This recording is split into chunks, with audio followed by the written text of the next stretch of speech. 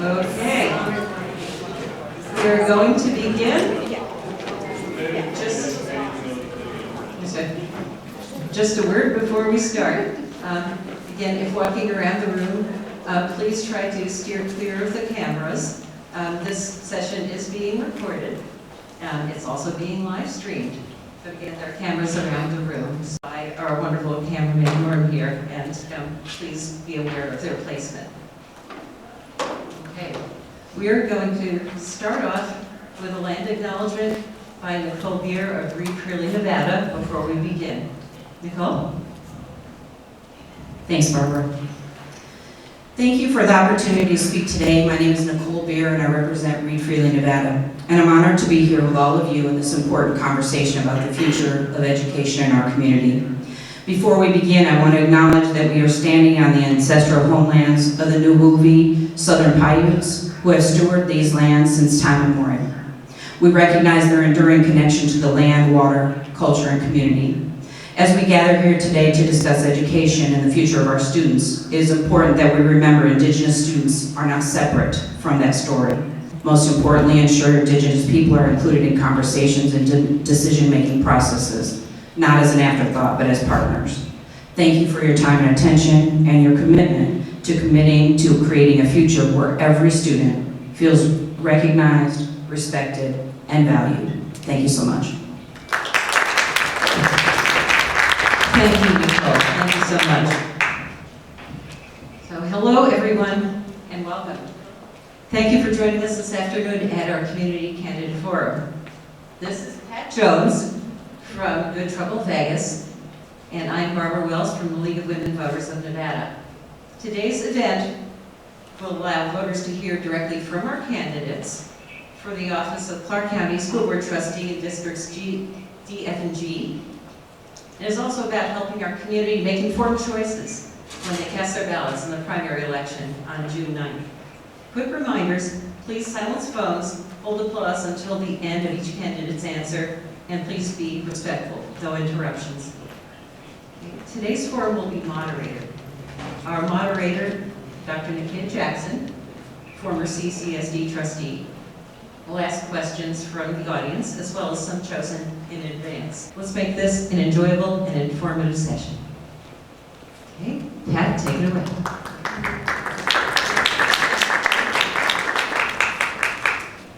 Okay, so in the true spirit of educating, here is a question for thought. What does a school board trustee do? Raise your hand. I'll come around the room. Who knows? No. You'll get your chance later. No problem. Anybody? Any guesses? Yeah, here's one. Okay.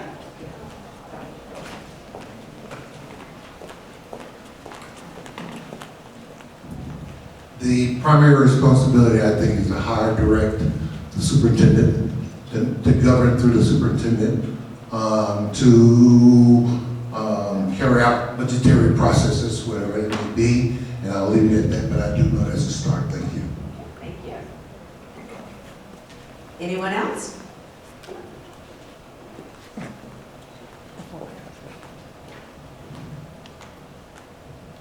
Former school board member here. Those two answers were correct.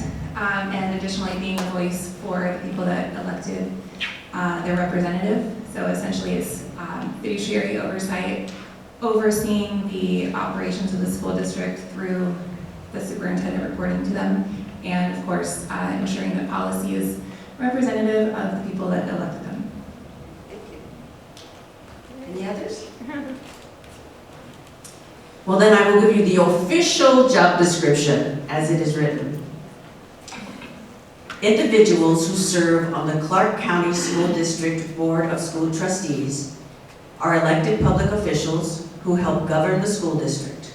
Trustees oversee policy, budgets, accountability, and the superintendent for one of the largest school districts in the United States. And hopefully we'll be learning a little bit more about that throughout the forum. And now I will let our moderator take it from here. Thank you.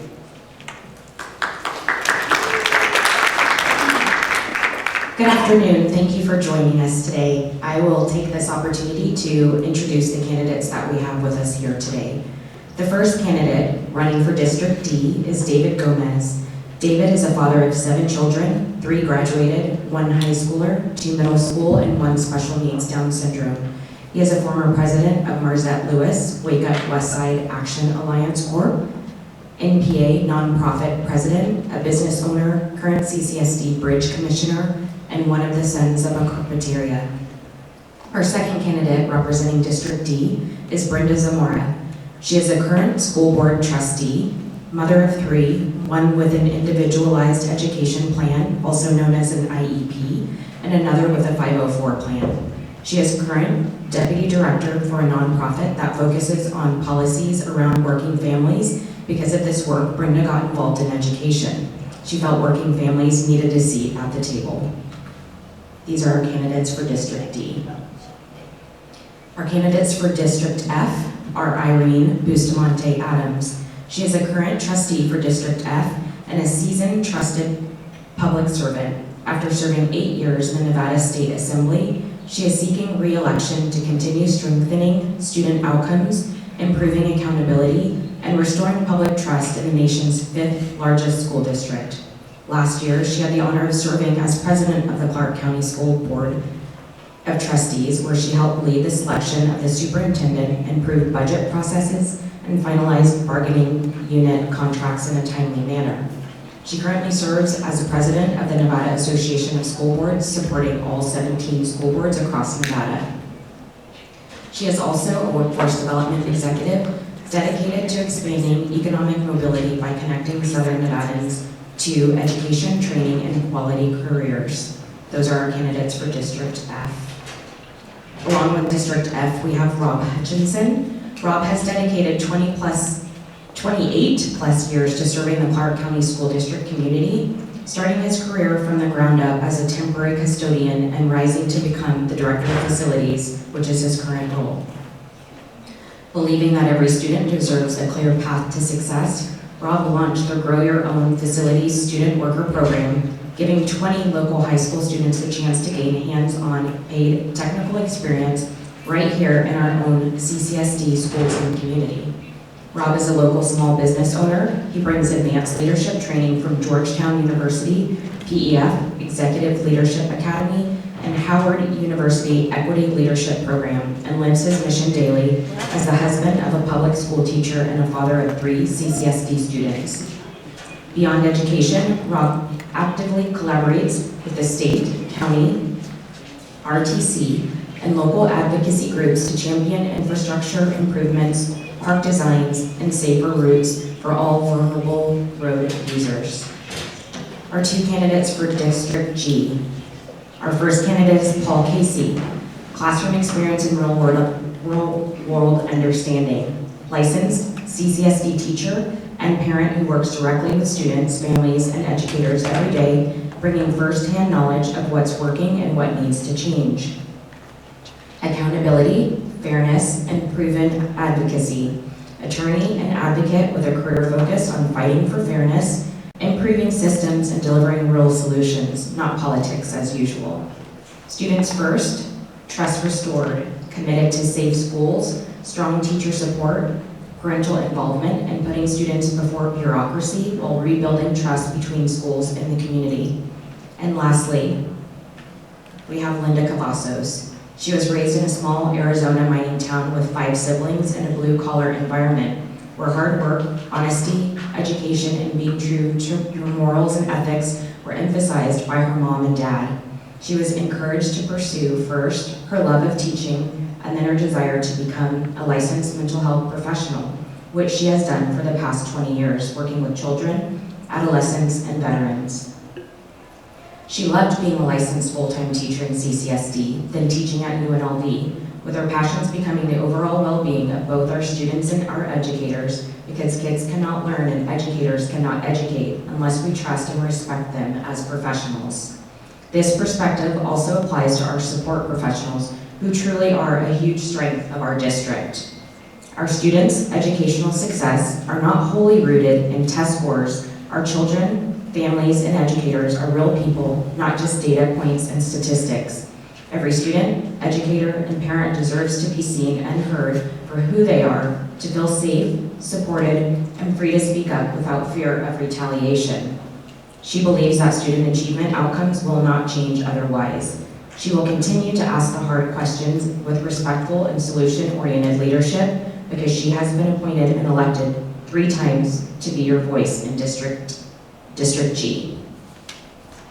Those are our candidates.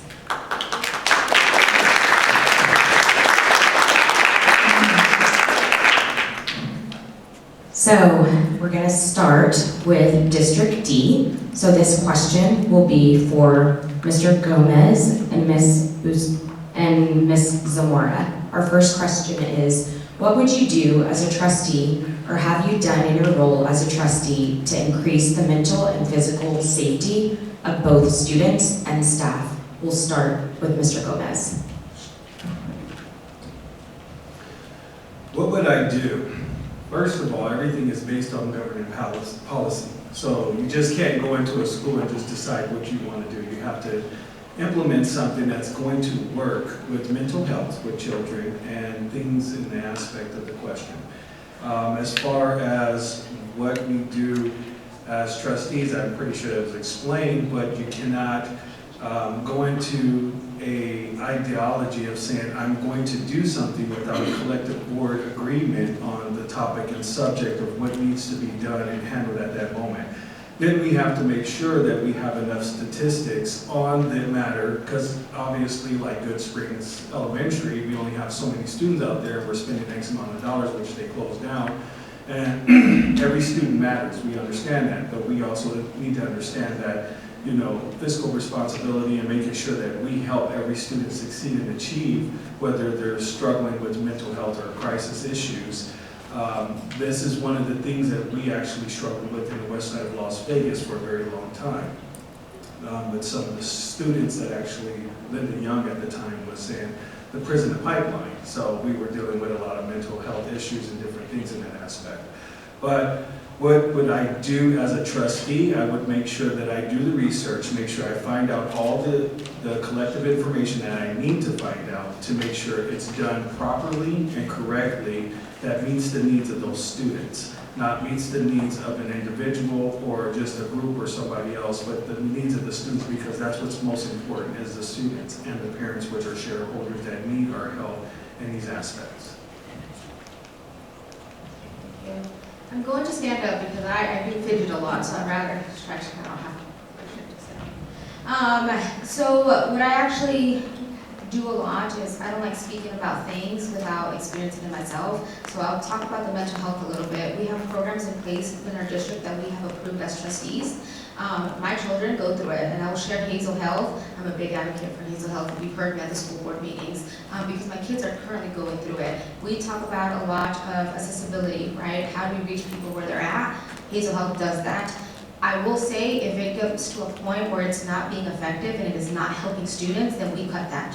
We will, see how we just stop giving them money and find other programs that will be helpful. The physical safety part, that is a huge issue in both historic West Side and the East Las Vegas, which is District D, is we have a school right now that's struggling fences. I will be fully transparent. I am learning how that works when it comes to the funding of it, because there's where I've heard that it comes from school and then it comes from bond, and it's depending on certain situations.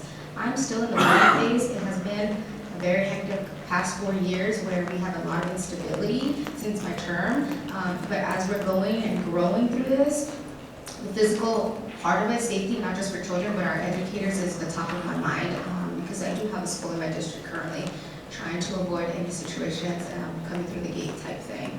That was physical and mental, right? Yes. Yes, mental and physical safety. Yes, okay, thank you. Thank you, David. Our next question is going to be for our candidates in District G. PEN America recorded over 1,000 book bans in public schools during the 2023-2024 school year. CCSD policy 6150 includes languages that mandates age-appropriate diversity in our school libraries and curriculum. In light of all the books that have been banned outside of Nevada, what actions would you take to ensure that all of our students, staff, and families will continue to be represented in our school libraries and curriculum? So, to answer this question, we will start with Linda.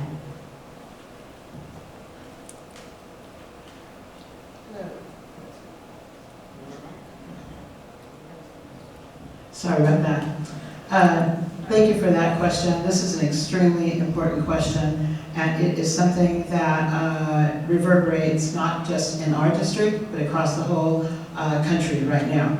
We have an extremely diverse district, and we have people all the time saying, why do a lot of our educators not look like the demographics of your district? One way that we try to solve that is making sure that our libraries that are staffed by professionals, professional librarians and professional library aides, they vet all the curriculum, they vet the books, and they know what is going to be on their shelves.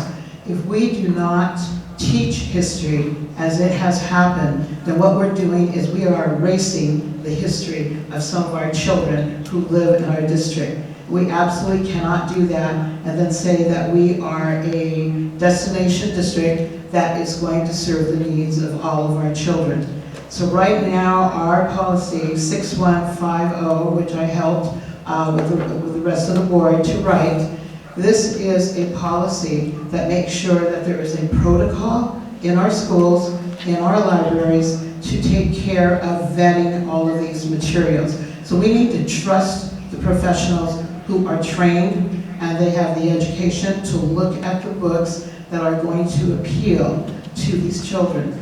Our books and our, there's other materials, it's not just books obviously in our libraries anymore, but this is a window into the world for our children to learn about their ancestors, to learn about other communities, to learn about other cultures and other ethnicities. We cannot take that away. We have to make sure that we are representing all of our children. Thank you, Linda. Sorry. Thank you. Paul. Thank you very much. It's a wonderful question to ask. I come from a background of immigration. My parents, which would be my grandparents, were from Rome and from Ireland. And I learned a lot about their history directly from them and understood that education is the most important thing that we can share. It should be not discrimination against one particular gender or race or social level. When you think about it, my grandpa said to me, he said, Paul, the greatest gift you can never have is education. They can never take that from you, but don't forget where you come from. I am very fortunate enough to have 4 college degrees, a doctorate.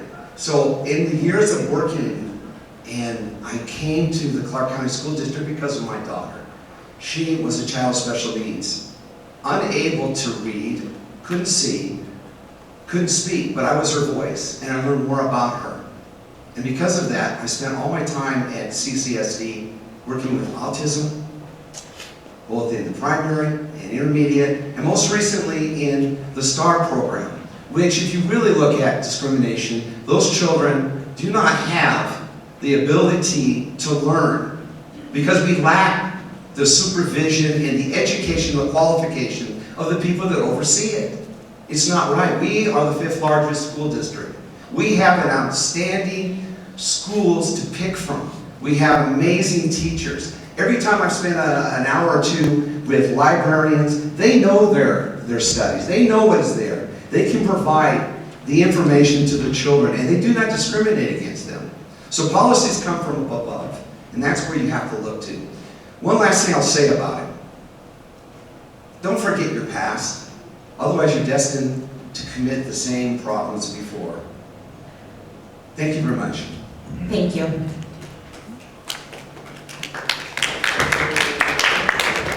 Our next question is for our candidates of District F.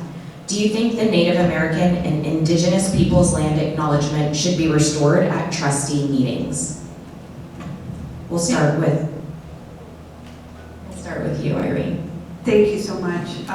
Thank you for being here, for being informed and engaged. I appreciate it. So the question was, should it be restored, right? As trustees, we had that issue come up in front of us, proposed by one of our trustees, and we had debate and discussion at one of our work sessions.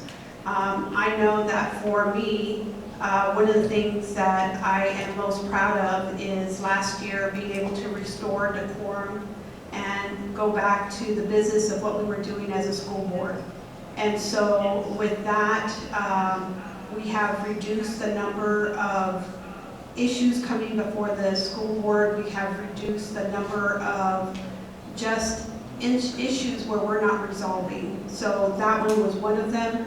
I voted to make sure that we keep the business agenda, and so I thought that from the information that I had gathered, that that was not the best place. Now, some people mistook that and said, well, maybe you don't support Indian education. That is not accurate. What I gathered from the information from the tribes, their communication to us, even in public comment, that it was not, that could have been, there's other ways for us to be able to show our respect, to be able to show our inclusion, to be able to show dignity to the tribes that are here, and that was not one of the ways that we could do it. Good afternoon, everyone. I want to first thank everyone for being here and for all our sponsors and for our moderators. I really appreciate the opportunity to be amongst you and to speak today. As you know, libraries have kind of the same DNA as our public schools, and so do most of our children. And we're here today to talk about, and particularly of this question, yes, 100% I am for restoring the Land Act acknowledgement, because when you were on the school board and when you were serving in that capacity, it's about every single student. And when you have something in place like that, you have to think about those students that you are no longer recognizing. And for that reason, it's 100%, I'm in favor of restoring that. Thank you.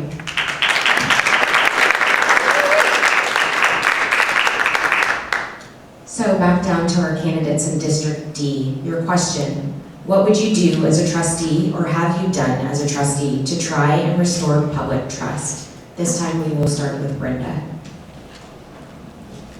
I'll stay sitting this time. So one of the things I'm actually most proud of is bringing back our trustee community meetings. One of the reasons I got involved in the school district was because there was many voices being left out. The work that I was doing, we were talking to a lot of families. Seagull Suites at that time during the pandemic were in danger because of, they were given hotspots for the children, and I would show up. I know I would go and yell at Trustee Cavazos and Trustee Guzman and everyone, Trustee Ford as well, and I realized there was board members who are not in the day-to-day issues sometimes, no offense, respectfully, right? That they're not there on the ground organizing working families. So when the seat came up, I decided to run.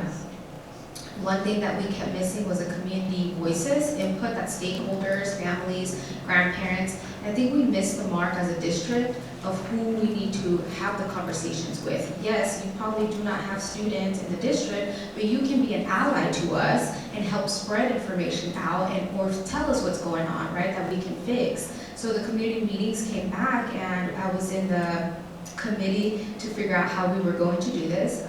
It was me and two other trustees. We brought it to the board with a plan, and it passed. There's a lot of work to be done on both ends, on our end as trustees to make them better, and on the community's end, because I'm having meetings, and I think David showed up, and my regular people from the east side showed up, and that was it. And we're putting a lot of work in this, so I always ask, please, be involved and stay involved, because we are on our end, we're pushing for that community input and the working families' voices, and that's great. So that's my pride and joy, and I'm committed to continue growing that balance and building that bridge. Like I always say, we're building the bridge with the community and the district, so yes.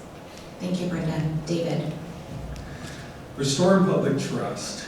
First of all, we need to be transparent. Transparency is the most important thing, especially when it involves a student. I have seven children. So when you're talking about transparency, I started off as a parent that wasn't told anything. I was told to go away. I was told that, you know, we're do what we do and you do what you do, and that's how this works. I was told that songs could be played at school that were inappropriate and not appropriate for any school-age child. And being in a transparent situation, you know, the public needs to understand what is really going on, and they don't. Like, for instance, we had a facility master plan. I was on that group before I had to remove myself.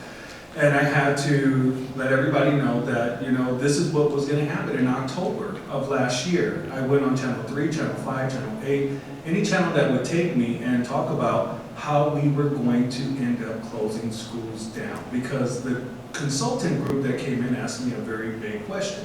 Wouldn't you like your son to go to a new school? Instead of just saying, hey, we have a problem, we're going to be closing some schools down, and we don't know what we're going to do right now. We're going to surplus rift or whatever we have to do. No, they came in with a very vague question and said, hey, won't this look nicer on this side? But that was not okay, because the west side of Las Vegas already went through prime 6 and 6th grade centers. And that was horrifying because they were pushing everybody out. There was no transparency in that group. Then as we continue to ask the same question, what are you really trying to say? They would not say. They never told nobody. And Gonzalez was involved, a lot of people there, and people were not showing up because they didn't know. They couldn't find it and navigate on the board website to figure out where it was at so that they can show up to fight for our teachers, fight for our staff, fight for our schools, and fight for our children. Like when ASD tried to take over the state, all school district. You know, the transparent, public trust is all about transparency. Letting you know exactly what we're doing. When you spend money on 3 table saws for one school that costs $70,000. Does anybody know that? Does anybody know that? Thank you, David. Thank you. Thank you. Our next question, what does educational equity mean to you in practice? Paul, we'll let you take this first. Fair opportunity, access to the same information that all students should have, no matter if they speak English or not. If they are coming from a different country, you should be given the same opportunities to learn. My grandparents taught me that. My uncle and my aunt came, and they both graduated from USC with graduate of their doctorates. My grandfather only had a 3rd grade degree of schooling from Italy. He spoke 7 languages. I find it amazing, all the years I've traveled around the world, Americans don't try to expand the opportunity to learn more from others. If you get a chance to travel, you will find that most people have more in common than differences. And they truly embrace one another when given the chance. That's what you should do with children. Sadly, during COVID, that was shut down. We were taught not to get in touch with one another. Today, I am very happy to say that when I'm in the schools, the children reach out to each other. They talk to each other. They play with each other. They share with each other. Why? Because the teachers try to encourage that. And I was lucky enough to be a part of that. So, equity, share, learn, and listen. Thank you very much. Thank you, Linda. Thank you so much for that question. Educational equity. We have different zip codes, we have different areas in this district. This is a huge district, very diverse. My own district on the south is bordered by Warm Springs Road, right by where Green Valley High School is, and then it segues over to central and east Las Vegas, kind of close to my colleague here, Brent Warm. The zip code that your child lives in should not determine what that child is able to obtain and access. Every opportunity that is, I'm just going to go ahead and say it, that if you are living in Summerlin, if you are living in Green Valley, if you are living in Seven Hills, all of those opportunities, they should be accessible to our kids at Las Vegas High School, at Harmon Elementary, at any of the schools where we are basically looking at the Title I schools, but mostly the low-income population. I look at my demographics every single year, and when I go out into the schools, basically they have to kick me out of the schools, because when I go to visit, I don't want to go just for the photo ops. I want to talk to the teachers, I want to talk to the support professionals, and I want to ask them, what do you need? What are you not getting right now? What are your children, your students not getting right now? What opportunity, what access do they not have that I can help you get? So I talked too long last time, so I'm going to cut this off, but every child should have the same opportunities within what their goals and what their dreams are, and we need to help them have that equity. Thank you. Candidates in District F. School bell times are changing next year. The public has been upset that CCSD did not adopt the bell schedule that most of the community voted for. What are your thoughts about the disregard of the public's views? We'll start with you, Rob. Thank you, and I'm glad you brought up this question because I've learned a lot about this in the community more recently. My thoughts are you can't deny the science, right? The science does say that the later times is better for the academics for our students. However, what we probably could have done better is engage with our communities, and what I like to think about mostly is that single parent that's now scrambling to figure out how to pay for daycare before and after school, and all the other struggles that the working class and underserved communities have to deal with. So my thoughts are we need to be more intentional about it, and maybe, and in my world, the 28 years in facilities, I'm all about building infrastructure. And the infrastructure that we probably should have built in this case was infrastructure around childcare for those time changes in our communities. Thank you. Thank you. Irene. Thank you. Grateful for the question. So here are the dynamics, right? Our incoming superintendent, that is one of the things that she wanted to drive for our district, is to have a change in that schedule. And they brought to our team the research about later start times, especially for high school, since they were going directly to the workforce. And heavy community engagement to make sure that we understood what parents and families were thinking. Was there the best choice? Was there somewhere in the middle? It was, there was one favorite, and yes, that's the one that we as a team decided to support.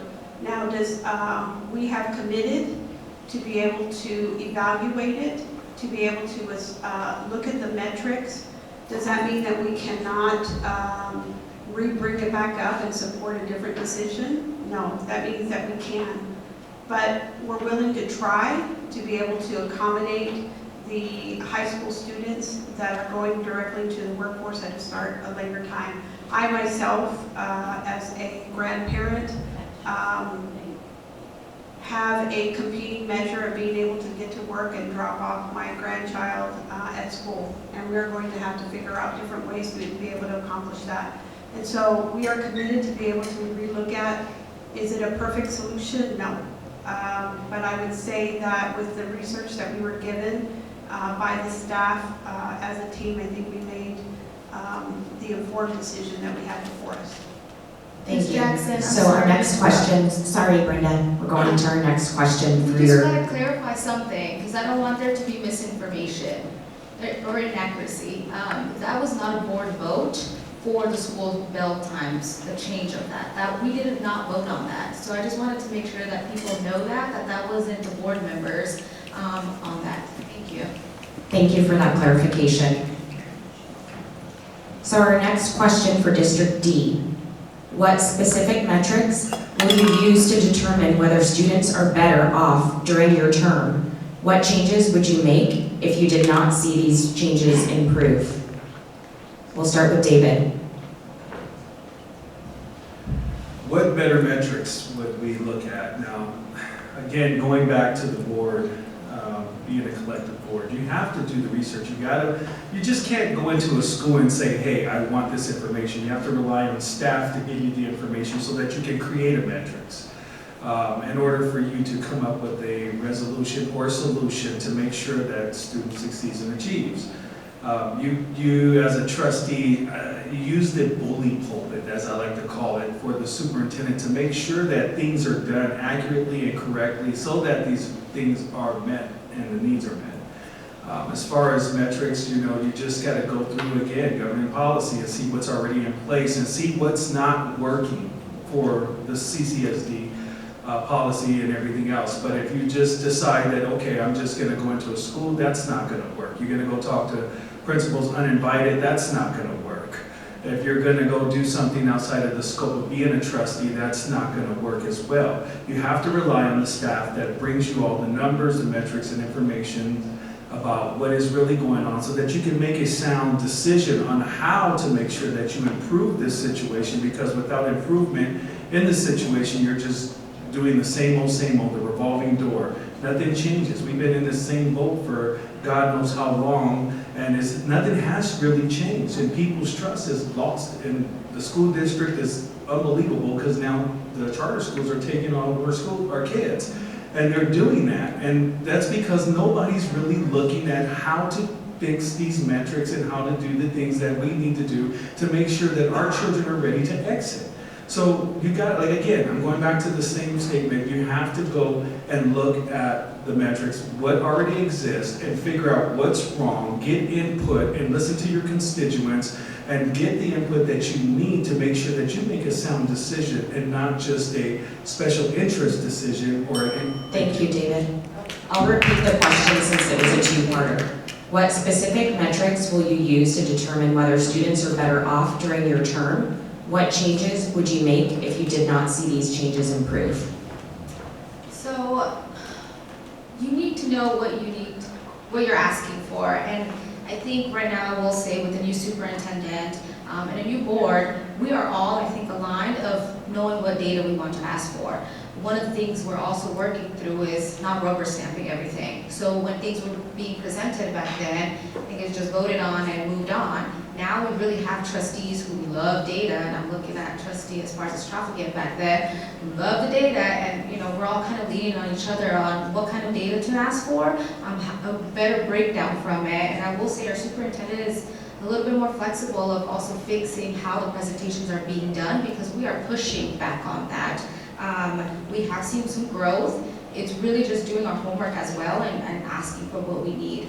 We are also going through our governing policies right now, because it does have it in there how we ask for information from staff, because we just can't go off the rails and ask for, how many kids are eating free lunch at one specific school, right? Like there's a process to go through, but I think collectively we have been working on the same mission. We all want the same data. We really want to see raw numbers more than anything, and fixing the policy where it's going to be more flexible for the trustees to be able to get that data without the loopholes that are in place now. Thank you.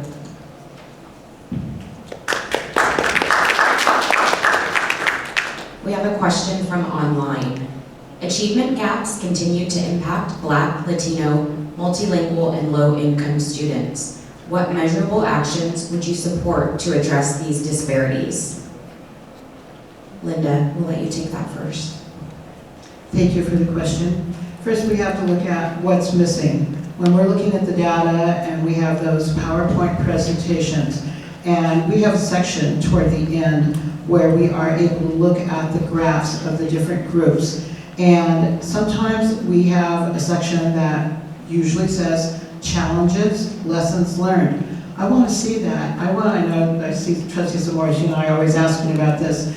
Lessons learned, but if we have that listed on that graphic, what are we doing after that? We learn that lesson, this is what the challenges are going forward. But then what we're not seeing sometimes is the action. We can have listening sessions, we can have dream sessions, we can do community input. But just like we were talking about earlier with the land acknowledgement, words are just words. You can see data points on a presentation, but what are we going to do to address the disparities in that particular group? Why is this group so far behind? Why is this group so far ahead? And this goes back to, again, asking for the data. And then I always ask for, what did it look like before? And as we go forward, what are we going to do to change that? So action is required to address what is missing. And sometimes we don't know what it is that's missing, and that's what we're asking for. Thank you. Thank you. Paul. One of the things that I noticed in all the years I've worked in the Clark County School District is the incredible disproportion of teacher to student ratio. Why? Well, you have to ask yourself, do we have it in the budget? With being the 5th largest school district in the country with a humongous budget, why aren't we appropriating funds to help those teachers? Every time I was in the classroom and I saw an aide come in to assist, things changed in that student because he was giving, or she was given, the opportunity to learn something on a one-to-one basis. It's very difficult when you look at a kindergarten class and there's 24 children in there and one teacher. Or you go to a 5th grade class and you have 37 children in there and one teacher. We're not including people with special needs or disabilities. It's sad. So I would think that it's about time we need to reevaluate where we've been for the last 10 years. And if you look at the rankings, the Clark County School District is at the very bottom. It's a time for us now to make a change. That's why parents are pulling their children out of the public school system and going to charter. Why? They just don't feel they're not getting the education that they need for their child. Because that's the most important resource. And really, folks, children are our most important resource. They're the future. And if you don't teach them right, how can we succeed? So a reevaluation would be a good point. Look at the policies. Obviously, something's not working here, and people are very upset, and they're working 2 jobs or more to make sure that their child gets an education. In working in the school districts, and I worked in 5 different schools, I came in as a substitute teacher, but I was always asked to stay on for the remainder of the year working in that class. I know how important it is to a parent, especially if the child has a disability. The parents will have guilt. If the child has behavioral issues, then why are they having it? We don't identify it. We don't have qualified people to oversee. And when that's brought to their attention, they just tell me, Thank you, Paul. That's And I part of the wanted job. to repeat that question. So the question was, achievement gaps continue to impact Black, Latino, multilingual, and low-income students. What measurable actions would you support to address these disparities? I just want to clarify that was the question that was asked of the panelist. So our next question is for our Irene and Rob. When you look in the audience, who's missing? Youth, students are the main stakeholders in education. Their daily experiences and insights into school safety, mental health resources, and curriculum. How do you plan to incorporate youth voices moving forward? Irene, it's actually you first. It's okay.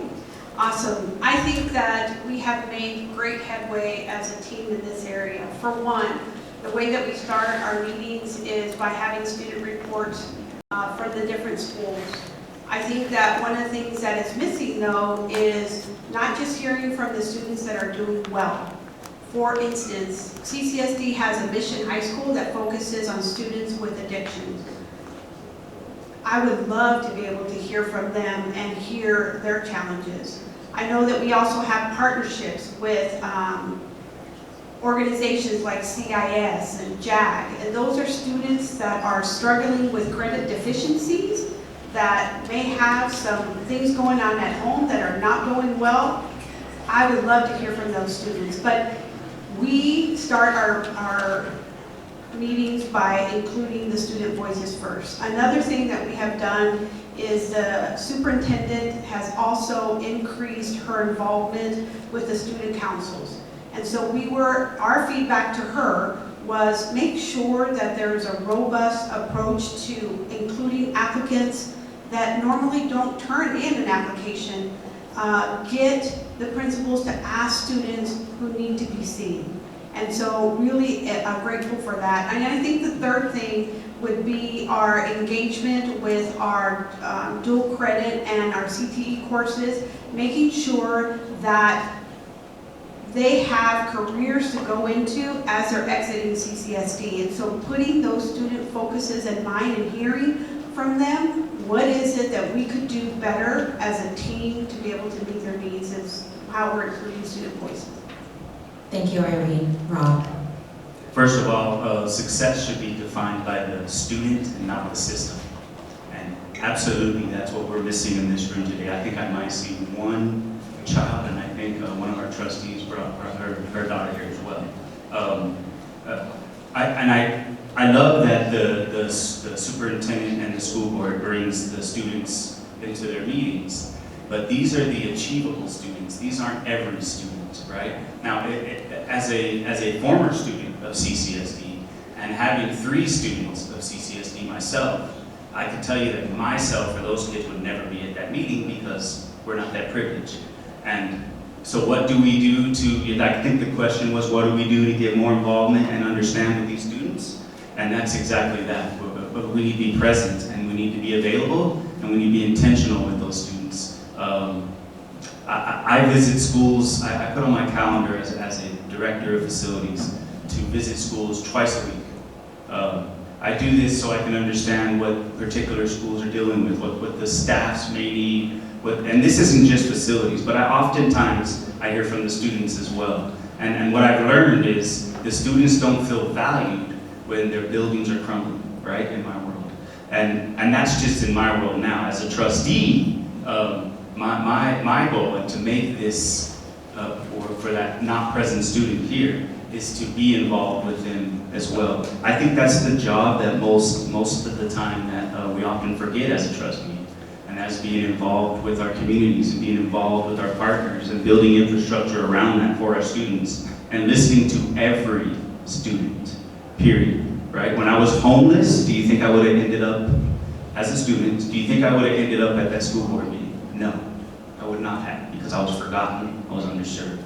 And that's what we need to do. We need to not forget about all the students, particularly the underserved. Thank you, Ron. This next question is for David and Brenda. How will you ensure the voices shaping district decisions reflect the full community, not only the loudest or most connected groups? Brenda, I'll let you take this one first. I just want to thank Rob real quick for mentioning my child, and I want to just thank the community, my village, helping me take care of her in the back. So I'm always thankful, and I think back to years ago when it was the same thing. She was a baby. But that's just what the community does, right? When we're talking about ensuring voices that reflect, our communities? All voices. Do you want me to repeat the question? Yes, real quick? please. Sure, no problem. How will you ensure the voices shaping district decisions reflect the full community, not only the loudest or most connected groups? Yes, one thing we have seen in the past 4 years is a decrease of community showing up to our school board meetings. We don't know how to take that, if that means a good thing that you all are trusting your trustees, or a bad thing that we're boring now. But when we're talking about how are we listening, one thing is really going to the schools. I am thankful in the past year, our new superintendent has been more flexible of us attending. There's a lot of trauma from past trustees in our schools, especially in my district. So just kind of rebuilding that relationship where we can talk to staff, we can talk to the principal, we can talk to the students of what they like, what they don't like. One big thing is the food, we know that.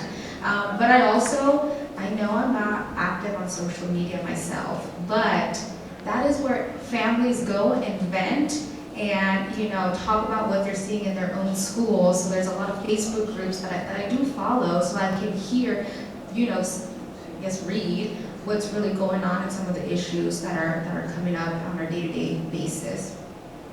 I do bring some of the questions that do come up in school board meetings when we're talking about the topic, to ensure that the district leadership is aware of the issue and then getting an answer directly from the superintendent, from the directors, so that we can go back and use that as a reference. I really say use the receipts, right? So I get information from the folks on Facebook, I do, and then people when I'm visiting schools from them and their concerns as well. So it's a mix of everything. Thank you. Can you repeat the question for me real quick? Sure can.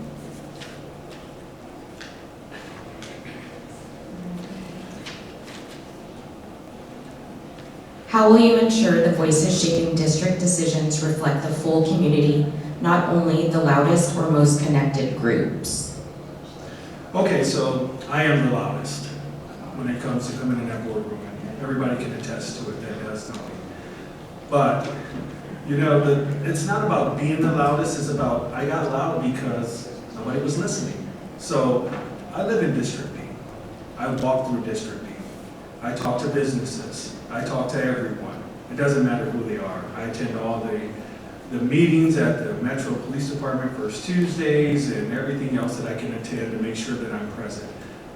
Making sure that people are connected and make sure they have the information is being out there. You have to be the grassroots for your district. You just can't be the person that knocks on the door one day and say, vote for me, and I will see you later in 4 more years, buddy.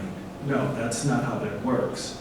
You have to be out there present with the people, and you gotta find out exactly what they're not being represented on, and what schools are failing in what area. Now, obviously, District B is only so big, but I can't just veer into other people's district and start dealing with those situations. But with Nevada Peace Alliance, I've had calls from all over the whole entire district, and I feel that most people are underrepresented. And there's a lot of things that happen in different levels in different areas. Now, how are we going to make sure that we not serve a special interest or one set of group? That's not going in the boardroom and voting on something because somebody says do this because I'm going to make sure you get all the votes. No, I'm not going to do that. If you do not vote for me, that's okay, because I'm not going to do something that's going to hurt families, children, parents, or anyone that serves a school district. Being out there and being involved is the most important thing. And then there's never no memorandums or anything that the trustees put out that says, hey, this is what we have accomplished, this is what we have done, this is what we have done in social media. And social media is the biggest platform now. I mean, back when I was growing up, we had a telephone that just rotated around, so, you know. Thank you. So this question is for District G. Considering the new board governance policies or existing CCSD policies and regulations, are there any you would change or new ones you would propose? Paul. Wow, that's a lot of policies we'd have to look at. The most important thing is to discuss it with the constituents, the people that voted you in. There is no communication there, as the other attendees here I've been speaking about. The important thing is what is working, what is not working. All you have to do is look at your track record. What have we been doing for the last 10 years? Where are we at with our education? What is our success levels? Are we just giving people a degree or graduating them just because we have to do that? Are we truly working to make sure that they feel that they've earned it? You feel better when you earn things in this life. When someone just gives you something, a recognition, a participation award, that doesn't really sit well. And children love to win. They truly do. So what policies are working? Well, obviously, there's a lot that are not working. In 10 years, we haven't elevated our educational standards. I'm not repeating something that just being made up. I'm reading it from what I see. So you folks out there are the ones that make the difference. You're the ones that have to say, listen, enough is enough. These policies are not working for it. So it's time to reevaluate that. If you like these policies, it's really simple. You vote for the same people. If you don't, you vote for change. It's that simple. Thank you very much. Thank you. Linda. Thank you so much for that question. I love this question.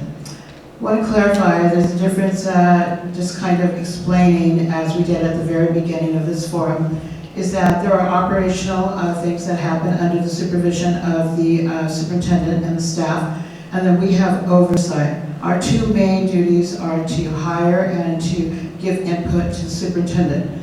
And then the board has their own governance policies. Our policies then are what the superintendent then takes, and they are sometimes put into what are called regulations. There's a difference between regulations and policies. And I will slightly disagree with my opponent here, is there is nothing simple about this district. It is a huge district. It is a huge ship to turn around whenever we have to make a change. We have so many policies here. I'm going to try to simplify it by just saying we need to give more authority back to the Board of Trustees instead of everything, the answer being operational, the answer being the superintendent and staff are going to make the decision, just like we had to clarify with the school start times. I myself had a lot of questions about that. It didn't match the graphs that came out, and we were led to believe that it was going to be a 30-minute change. and being a licensed mental health practitioner that works with children and teenagers, I know about the research. So the main change that I would want to see is I would want to see the policies adjusted in such a way, as my colleague said here, we're in the process of doing that. We made some good changes. We did a lot of collaboration. We didn't always agree, but we compromised on what would be best for the students, the educators, the parents, and the families. I am not a career politician. I am a trustee where the first priorities are going to be our kids. And so, again, there is nothing simple about this job. We do make a whopping $9,000 a year. Thank you. Thank you. So our next question is for Irene and Rob. And Rob, I'll let you take this first. How will you balance academic performance, teacher retention, and community pressure conflict? Can you provide an example of when you had to make a trade-off like that? Thank you, Ms. Jackson. I have to make those kinds of compromises every single day in my current role, actually. I have to prioritize buildings with our limited resources and funds, and I think this is another example of prioritization. First of all, I want to speak on teachers and staff. Competitive pay is an issue, as everyone knows, but retention is actually driven by culture. It's also working conditions. For me, that's how we hinder our teacher morale. Professional development is also very important, and intentional professional development. And I think that once we are intentional about how we're treating our staff and treating our students, will actually go hand in hand with that. A student can learn a lot efficiently and easier when that teacher is supported and given the resources that they need. So if we prioritize our staff and our frontline workers, the other things will kind of come hand to hand, in my opinion. So, and thank you again for the question. Thank you. Irene, do you need me to repeat that question for you? How will you balance academic performance, teacher retention, and community pressure conflict? Can you provide an example of when you had to make a trade-off like that? Thank you for that. So academic performance, if you guys know, in the last month, we have put out our new strategic plan for the district. We haven't had one in a while. And so together as a team, we worked on giving input and what we wanted to see, and academic performance was at the top. Something that, where it comes to teacher retention, we made a difficult decision, and that's part of the responsibility that we have regarding critical labor shortage, right? Being able to, those that were getting double income, 600 teachers, and being able to make a decision to take certain positions off of the critical labor shortage list. Very difficult decision for us to make. We're talking about people's lives. But we know that with the families in the community, they want licensed teachers in the classroom, and we have a surplus of 116 that still have not been placed, that are not.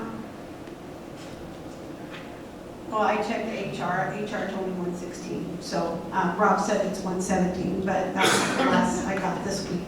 But I would say that the community, right, wanted us to have a licensed teacher in every classroom, and part of that decision was looking at the critical labor shortage and making the hard decision to go ahead and take some of those job listings off of that list. And so, difficult decision. There is no solution for everybody, but I have the willingness to be able to do that. And I know that we still have 20 counselors that are on that list that we haven't placed, and that doesn't even include the support staff. So how I balanced it is by informed decision. Thank you, Irene. So this question is for District D, and I'll let David take this question first. What actions can the Board of Trustees take to ensure that schools that remain at a 1-star rating for more than 3 years receive meaningful leadership reviews and accountability measures At what point does the district evaluate whether a change in school leadership is necessary to improve student outcomes? That is wow, okay. Going back to Linda's answer, she said that the Board of Trustees needs autonomy. They need their power back to make decisions. And I'm sorry, a trustee can't go and make a decision on firing a teacher or principal to make sure that the school is succeeding. Now, the star ratings, we all know how that star ratings is implemented and how it's made. But all the things that you're asking is about questions and what we can change as trustees and what would be changed as a trustees and what we can't do as a trustee. And that question in itself is, you gotta make sure that you're looking at, again, going back to the metrics and the numbers. But at one point we had a Zoom school and Dr. Geis was running the Zoom schools and he was making sure that children are succeeding, but we took away those things. We took away a lot of things that actually help children to succeed. Now we got accelerated academies and different aspects in that aspects with children that are failing and not succeeding in the school district. But when you're asking how can we go and make sure that we make change, it's about voicing what the constituents want in that particular area at that school. They have to address it. They have to bring it to the board. They have to bring it to their trustee. They have to make sure, because as an individual trustee, you can't go into a school and decide that today you're fired, buddy. It doesn't work like that. They have unions that will back them up and take you down if you obviously try to do something against what they're looking at and what the constituents want.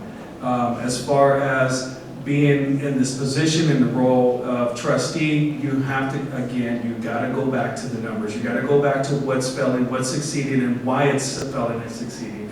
You just can't make an ultimate decision as an individual trustee and say, I am going to make this decision for my district and my constituents.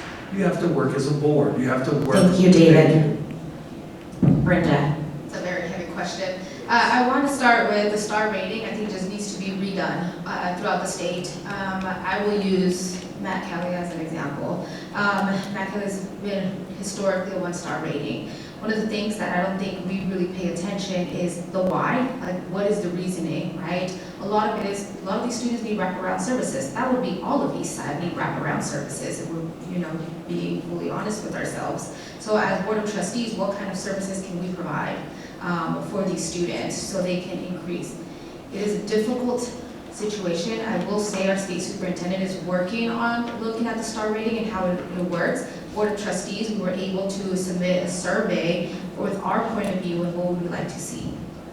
Attendance should not be something to be kind of used against. We are a transient city as a whole, but why is that being used against a school? One thing is also the narrative. One thing I have learned is a 3-star school is not bad. That is the average, but we have this idea that the 5-star is what's, the goal, and if 3 is average, that means we're not terrible. The school needs help. How do we help them? So we talk about programs that we can bring in place. Food services, we have just one project. It's those partnerships that we can bring into those schools. 3 years, I know there's a state bill right now about if we don't get our act together with the Star School, I think they're going to take over, the state take over in a way? Yes, the state will take over those schools, which is very unfortunate, but it does put pressure on the school board to figure out how we're going to change that. And it's simultaneously happening with the state superintendent of how they're fixing the star rating. So it is a big mission. I always focus on the wraparound services more than anything though. Thank you, Brenda. The next question, what is your plan to address support professional surplus? 72 support professionals were terminated, but there are 278 open positions. The district spent over $4 million on onboarding, but they don't retain the employees. Linda, I will let you take this one first.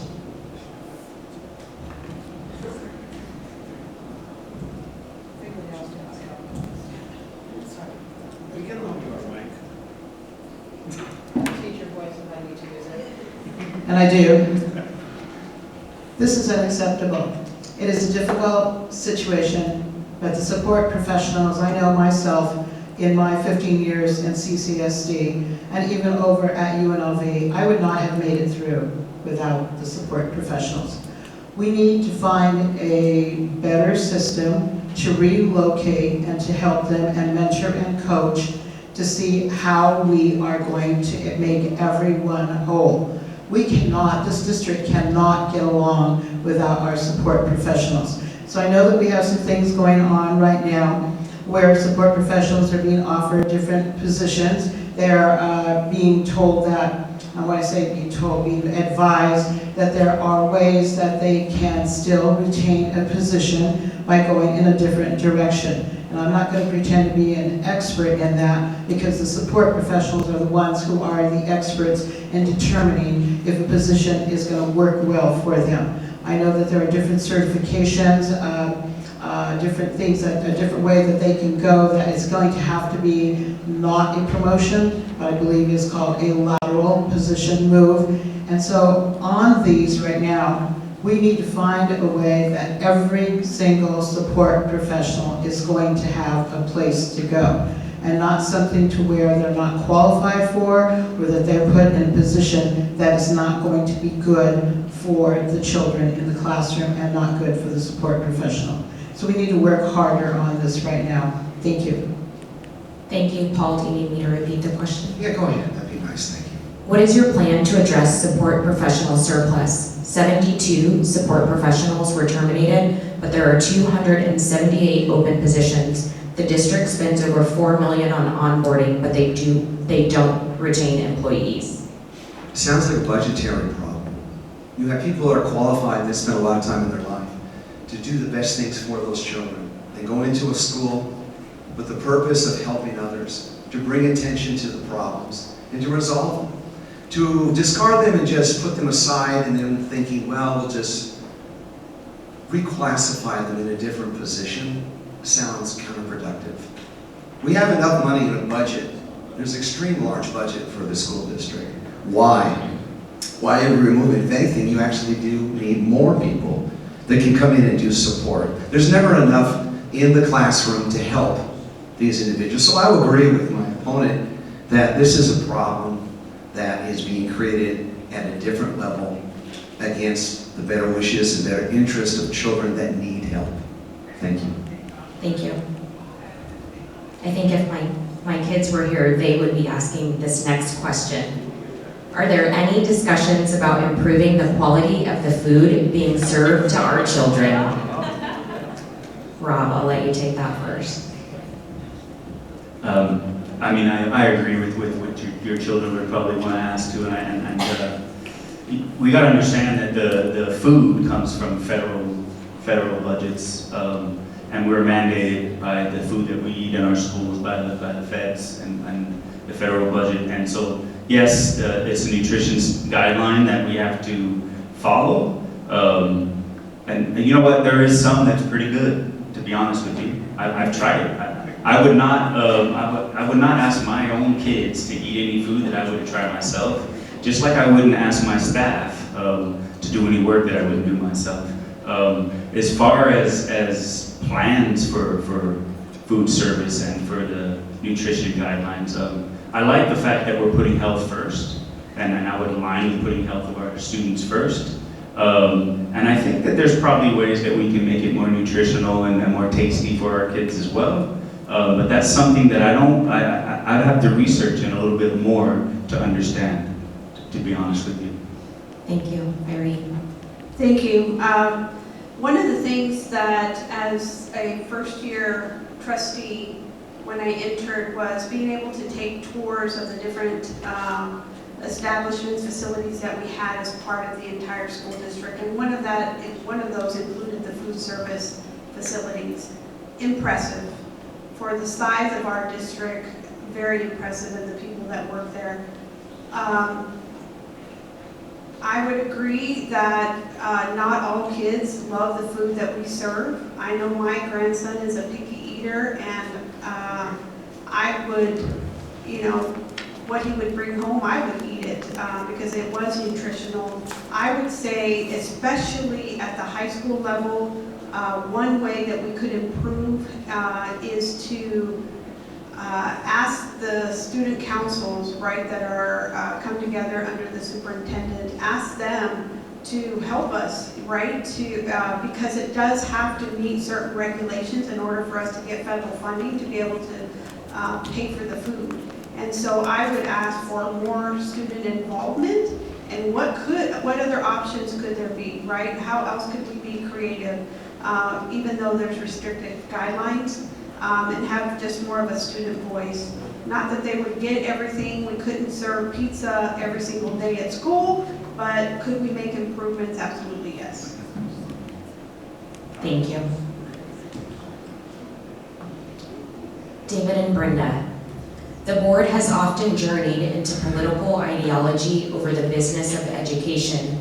How do you plan on keeping things focused on our stakeholders? Brenda, I'll let you take that one first. Ms. Nikia, you talk really fast, I can't write fast enough. Do you want me to repeat that? BOT journey, keeping focused with all the political stuff. As vice president last year, it was very interesting to have new board members who personally sit on the opposite side of the aisle from me. But in the leadership role, I had to learn how to communicate with them, learn communication skills, and be able to stay focused on the bigger mission of it. So what do we all care about at this point? Students and our staff in our districts. How do we change the narrative collectively about we are, a good school district? We have really good gems in our districts all across. So it has been a difficult journey, but we're able to have those conversations to get to the point of where we want to make the decisions collectively and how to push, I think, the superintendent. That's a heavy question. I have a lot of PTSD now, but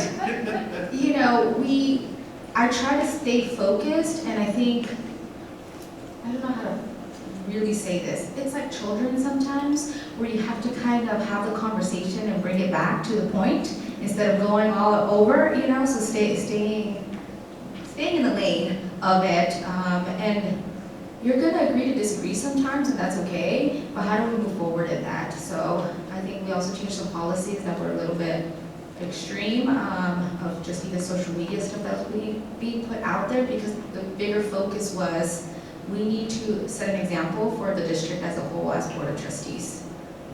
Thank you. David? Can you repeat, please? Yes. The board has often journeyed into political ideology over the business of education. How do you plan on keeping things focused on our stakeholders? Education is education. And sometimes the political ideology that you're talking about is for special interest groups and people that have their own interests in whatever the case might be. I understand that some people disagree with some of the people that have endorsed me, but that doesn't mean that I'm going to take their special interests and say, this is what I'm going to do because they put their stamp of their name on me. I'm all about education. I'm a father first, and I'm always going to be a father first. And I'm going to think as a father. I'm not going to think as a political person. The true purpose of education is not to fill a vessel, but to kindle a fire. And you have to make sure you do that. Now, if we're not doing that and going into ideologies and going and veering off into different ways, and obviously the board is not making a good and sound decision that wraps around the word education. Education is the word that we should use and we should always stick by, especially when it comes to staff and teachers and students and everyone else, stakeholders. I have a whole entire breakdown, which I can't go through, obviously, but, the years of education in these environments, children will make mistakes, develop self-regulations, and build confidence necessary to become an autonomous leader. And in order for that to happen, we have to support the measures of what the word means, education, not special interest groups or ideology. Doing that, you actually are not fit to serve in any position, because now you're just thinking about the minority, not the majority. You're going into an ideology yourself of saying, yeah, because I want to vote with this person, or it makes sense, or we're friends. That's the wrong thing to do. completely wrong. And if the board has been veering in those directions, and I've been in just about every board meeting, even the last one on Monday when they had a special meeting about getting rid of support staff, I had to speak on that matter. You know, a lot of people weren't there. There's more people in here than it was there. Thank you, David.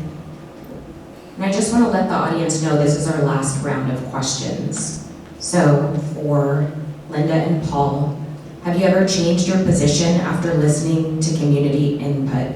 Can you please give an example? Paul, I'll let you take this question first. My background has always been one to advocate for the person in front of you. Listening to all aspects of their experience. Some are very detailed, some are general, some are simple, and some are not. When I worked in law firms, I always had to represent somebody that maybe I didn't believe in their position, but it was my job to make sure that I advocated for them to give them the best possible legal response. That was important. When I left that and came to Las Vegas, I worked with the Convention Authority for the last 24 years, with our past mayors, Convention Authority presidents and whatnot, always advocating to bring attention to Las Vegas and make it successful. That's what you do in business. It's about making something successful and being profitable if it's business. That's not always true in a position like a trustee. You're actually in a position where you're spending money, but you're hoping it's in the best interest of the child. My most important thing is my son, George. He's going to be 11 in just about a week. His sister passed away in 2019. It was very difficult for him at 3.5 years old to understand what it was like to lose his sister. He didn't understand death. So for the last 7 to 8 years now, I've tried to put the focus on him and put the purpose on living in the moment, making it a perfect moment. And I think everyone here could relate to that. Just look at your phones. You'll find a photograph in there that will remind you of something very special. And that's the most important thing. Try to advocate for a positive result. It's very difficult, but the rewards are amazing. Thank you. Thank you. I've changed my mind a few times, okay, because I've been there as an appointed trustee for 1 year and as elected trustee for 8 years.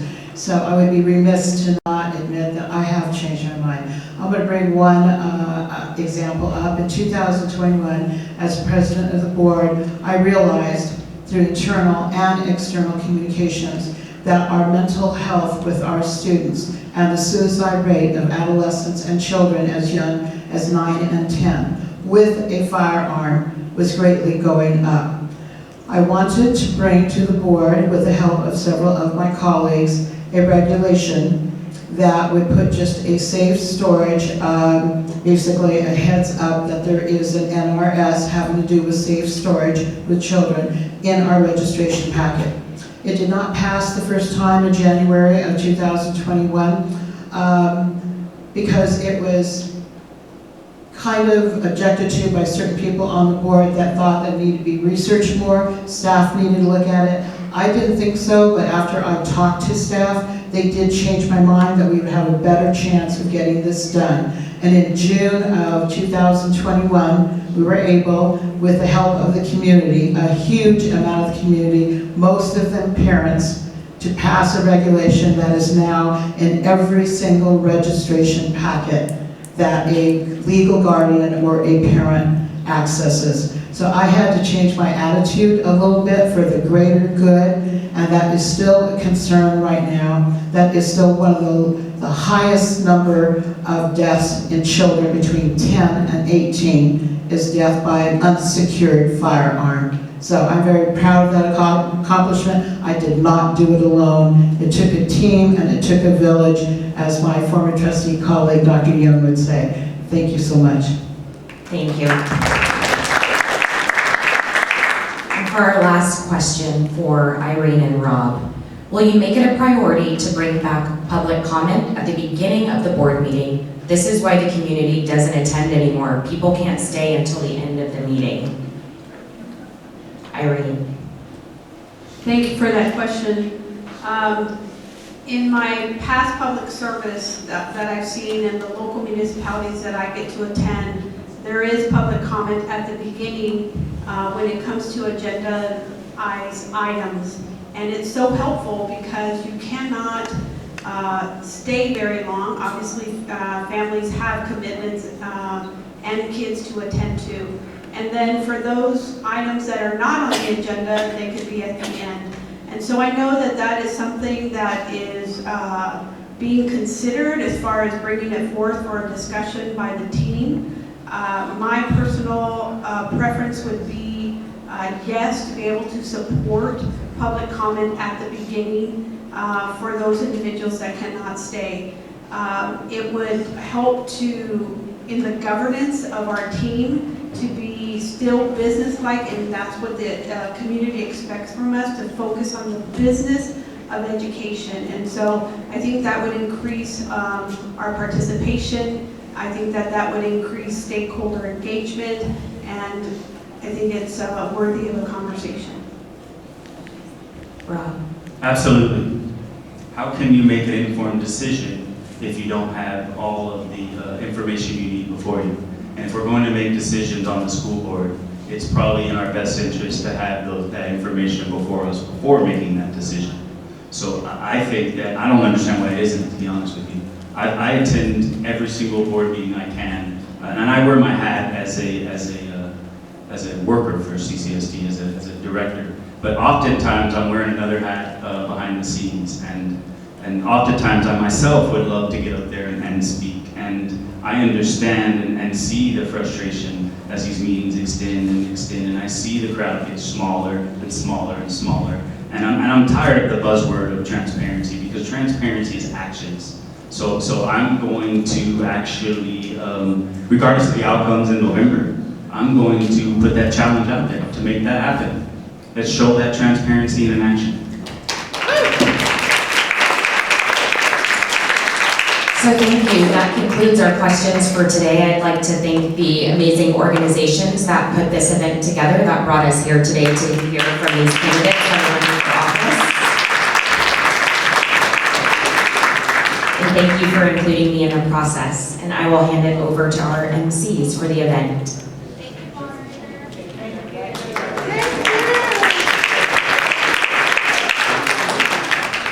Thank you to all of you for coming, for participating, and for bringing your questions and concerns to today's forum. Special thanks to our candidates who took time out of their busy schedules to be here with us. Also to our team members who made this possible. Our moderator, timekeeper, volunteers, the West Las Vegas Library, and the many other members of the Las Vegas Safe Democracy Coalition. Specifically, Appy Bruce from AAUW, Nicole Beer from Reed Freely, Nevada, Gerald Mays from the NAACP, Margot Tello from AAUW, Lori Rubenstein from Good Trouble Vegas, Lisa Smith, also from Good Trouble Vegas, Norman Wright, Sun City Liberal Club, Laura Martin, Plan Action, Aurora Cox, Moms Demand Action, Willie Smith, Delta Sigma Theta Sorority, Sue Birch, Nevada Now, and Kevin Mock, Braver Angels. A big shout out to all of their invaluable sponsorship.